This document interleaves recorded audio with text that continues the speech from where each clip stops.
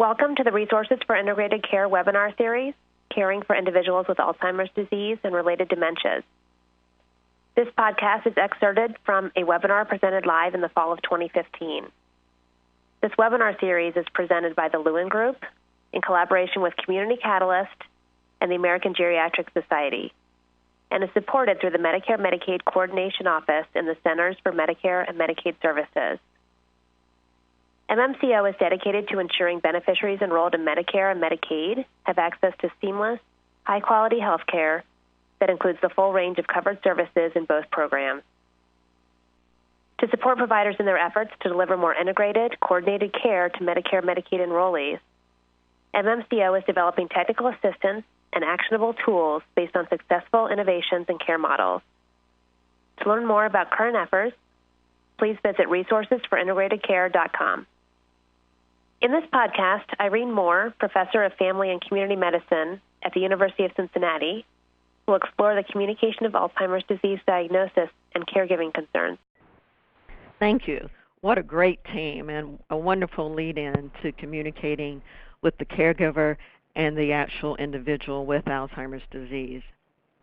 I have four pearls that I want to share with you, and I'd like to begin with the first two. One is start where the patient or the caregiver is. And embedded in that is using open-ended statements. Examples of what I think of in open-ended is, I would like for you to share with me as much as possible. Or something like, please describe.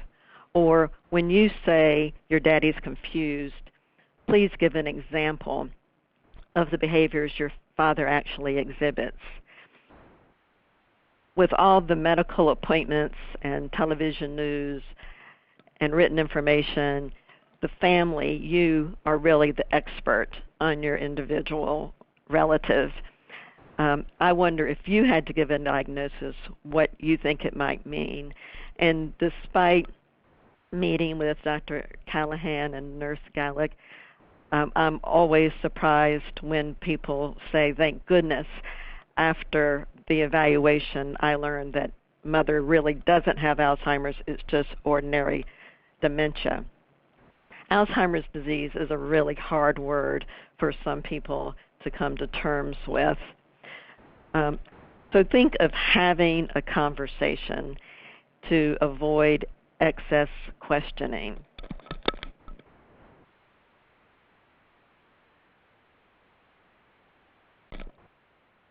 In communicating the diagnosis, keep the focus on both the Alzheimer's individual and the caregiver. Naturally, professionals often focus comments and decision-making towards the caregiver and stop talking to the identified patient. Some professionals like to sit in order of themselves first, then the patient, and then the caregiver, always keeping the patient in the middle. It's important to explain the importance of understanding the diagnosis to help develop a realistic plan. Another pearl is transparency. Give honest facts.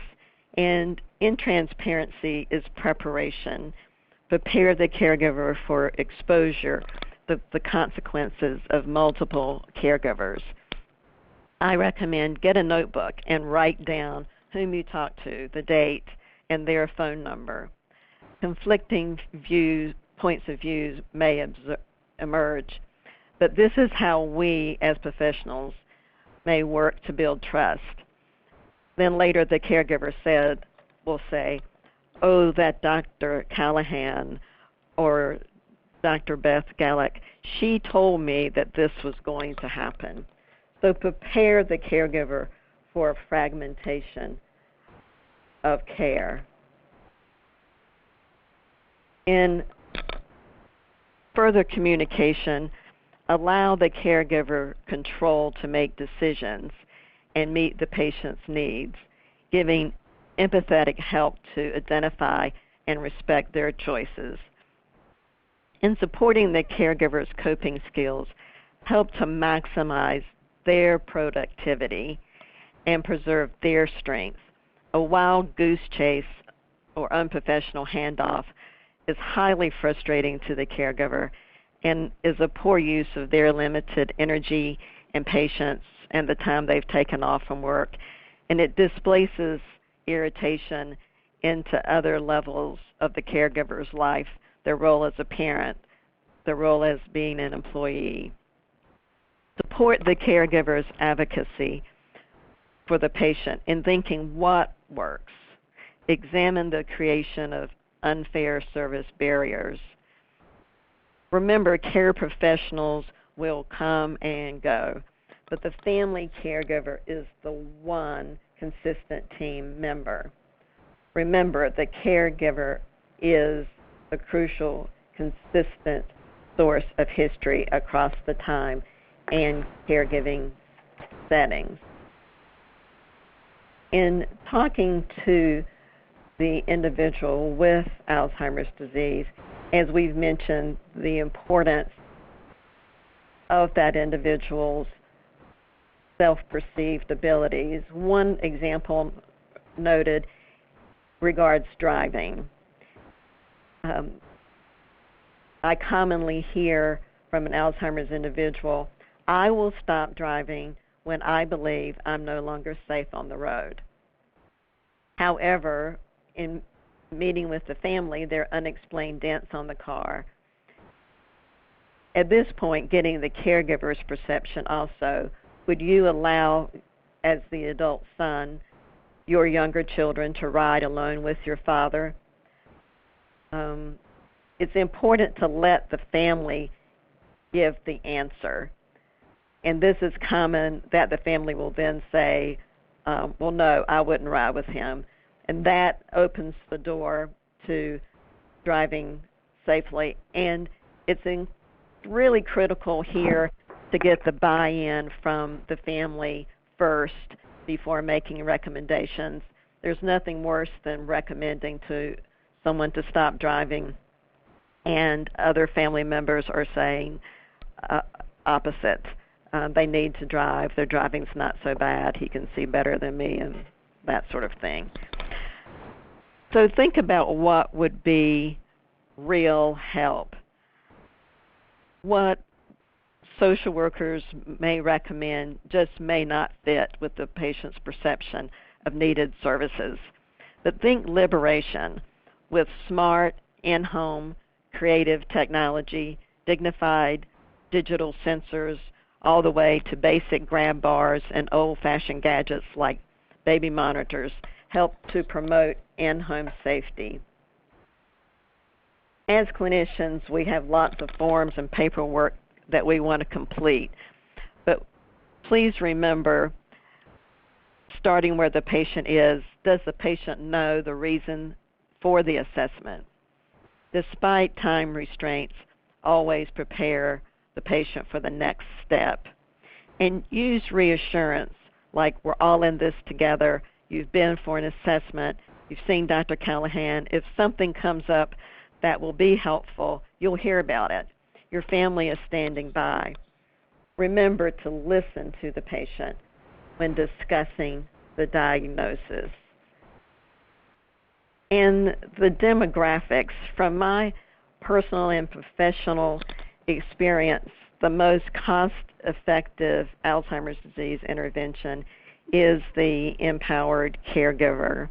And caregivers come in all different shapes and sizes.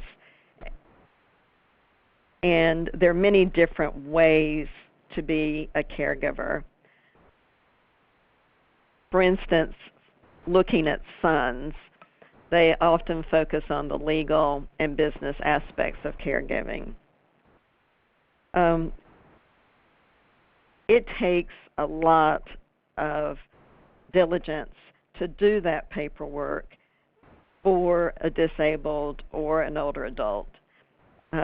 Not everyone has to do non-personal, or not everyone has to do personal care. This non-personal care is really critical in remembering the informal network of family, neighbors, and the faith community. all are caregivers.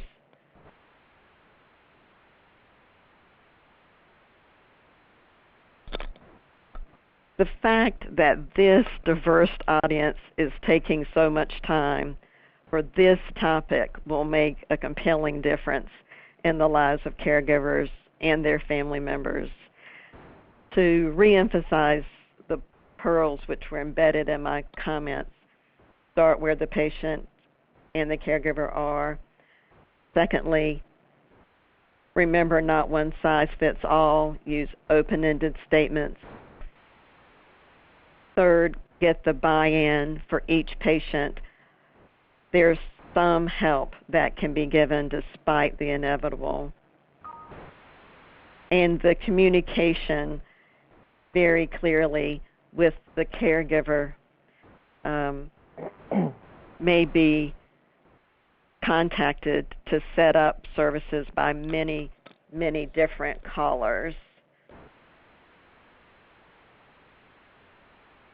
So care managers are often the point person and are proactive in setting up services.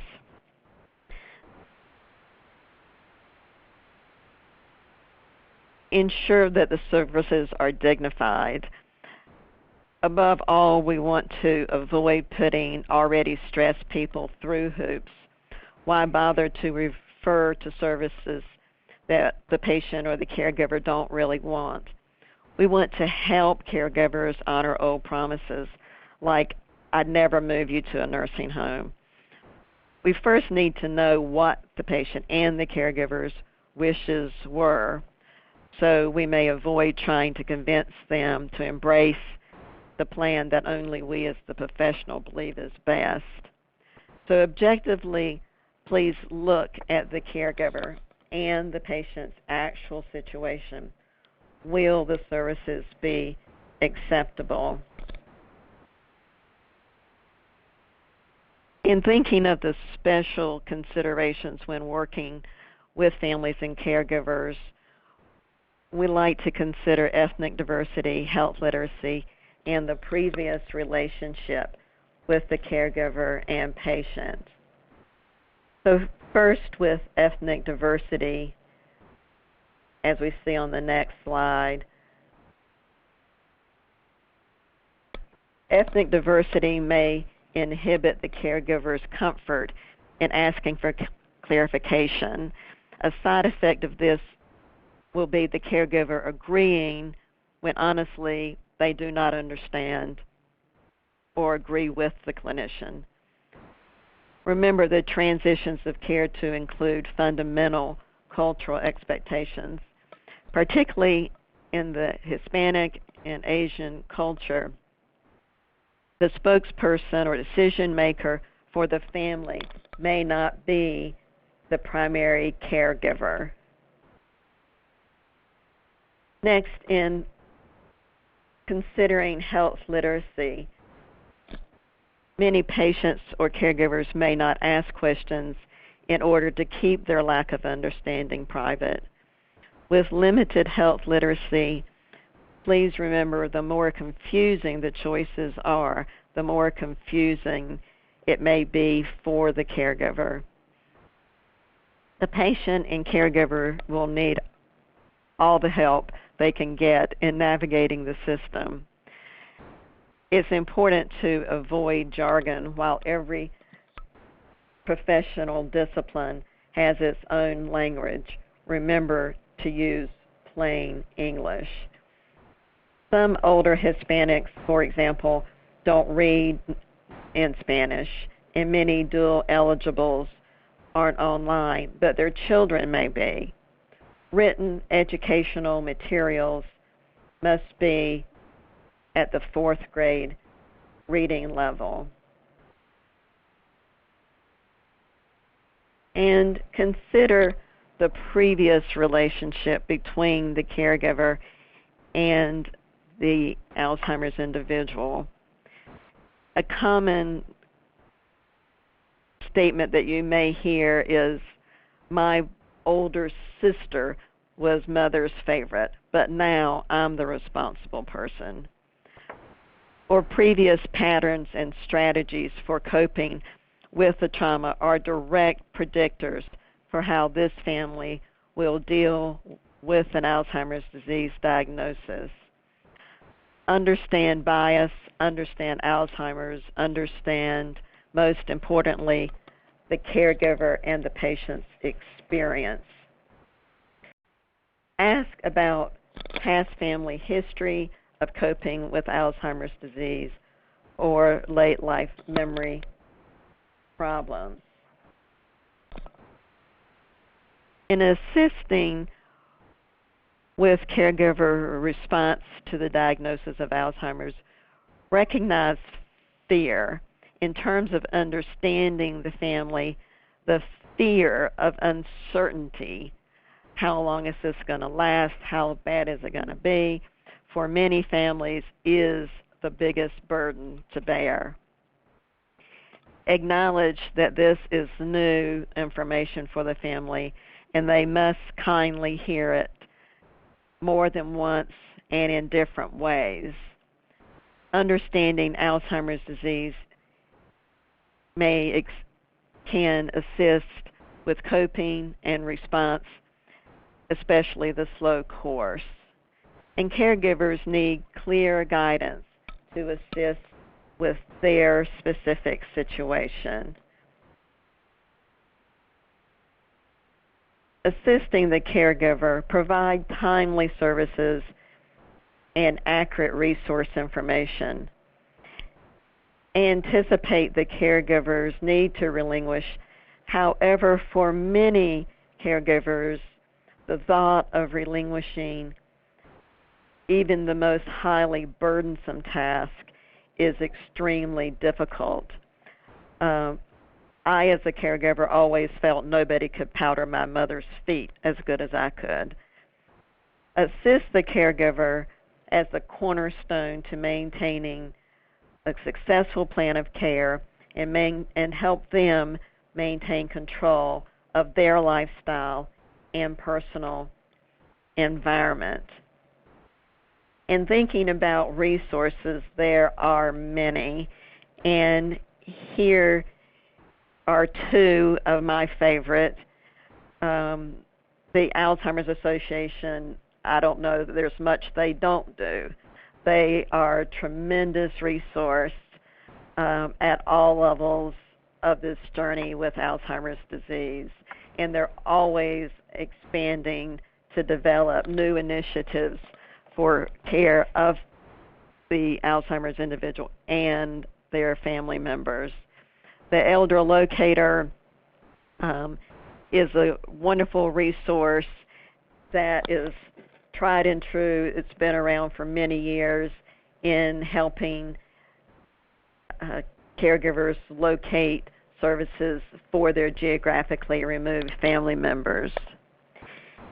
And the Alzheimer's Disease Education and Referral Source Center, again, excellent, and the National Institute of Neurologic Disorders. As noted on the Resources for Integrated Care website is a whole listing of dementia resources posted there. Thank you. For more information about this webinar series and other resources, including videos and podcasts, please visit resourcesforintegratedcare.com and follow us on Twitter at integrate_care.